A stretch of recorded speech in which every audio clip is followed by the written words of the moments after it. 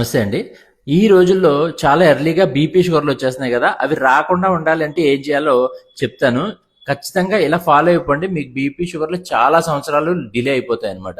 BP, sugar, heart attack, strokes ఏమీ రావు. 100% నేను చెప్పేది ఫాలో అయిపోండి. ఏంటంటే మనం యూజువల్‌గా మీకు బీపీ, షుగర్‌లు వచ్చేయడానికి కారణం ఏం చెప్తుంటారు డాక్టర్స్? మీ ఫ్యామిలీలో ఉండుండొచ్చు. దానివల్ల వచ్చేసింది. లేకపోతే నువ్వు ఆహారం ఈ ఫుడ్‌లు జంక్ ఫుడ్స్ అవి ఎక్కువగా తినేసి ఉంటావు. దానివల్ల బీపీ, షుగర్‌లు వచ్చేసి ఉంటాయి. ఇలా చెప్తూ ఉంటారు కదా! ఇలా ఆలోచిస్తూ కూర్చుంటాం. సో ఏం చేస్తాడు ఆ మనిషి? చాలా మంది ఇవన్నీ విని మా ఫాదర్‌కి ఉంది కాబట్టి నాకు కూడా ఎర్లీగా బీపీ వచ్చేయచ్చు. మా తాతయ్య గారికి త్వరగా హార్ట్ అటాక్ వచ్చింది కాబట్టి నాకు కూడా త్వరగా హార్ట్ అటాక్ వచ్చే ఛాన్స్ ఉంది. ఇలా ఆలోచిస్తూ ఉంటారు చూడండి. స్ట్రెస్ క్రియేట్ అయిపోతూ ఉంటుంది. లేకపోతే అది తింటూ ఉండడం వల్ల నాకు బీపీ పెరిగిపోవచ్చు. ఇది తింటూ ఉండడం వల్ల కొలెస్ట్రాల్ పెరిగిపోవచ్చు. ఈ రెండిటి వల్ల నాకు స్ట్రోక్ వచ్చేయచ్చు. ఇలా ఆలోచిస్తూ ఉంటారు చూడండి. స్ట్రెస్ అనేది అది. తర్వాత ఫ్యామిలీలో స్ట్రెస్‌లు ఉంటాయి.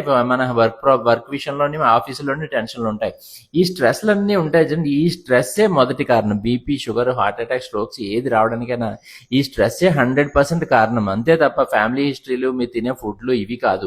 ఖచ్చితంగా ఈ స్ట్రెస్‌ని అవాయిడ్ చేయండి. నేను ఆరోగ్యం కోసం ఆలోచించొద్దు. ఆరోగ్యం కోసం ఆలోచించుకుంటూ కూర్చోవద్దు. మంచి పద్ధతులు ఫాలో అవ్వండి.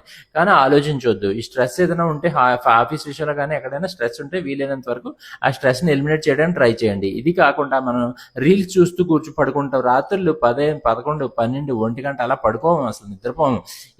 ఎవరైతే సరిగా నిద్రపోరో వాళ్ళకి బీపీ, షుగర్లు ఖచ్చితంగా త్వరగా ఎర్లీగా వచ్చేస్తాయి. సో వాళ్ళు కూడా ఖచ్చితంగా ఫాలో అవ్వాలి. స్ట్రెస్ ఒకటి, కరెక్ట్‌గా నిద్ర, మంచి ఎక్సర్సైజ్ ఇవి ఉంటే చాలు. బీపీ, షుగర్లు ఎవరికీ రావు, దరిచేరమనమాట. ఇది ఫాలో అవ్వండి. Thank you.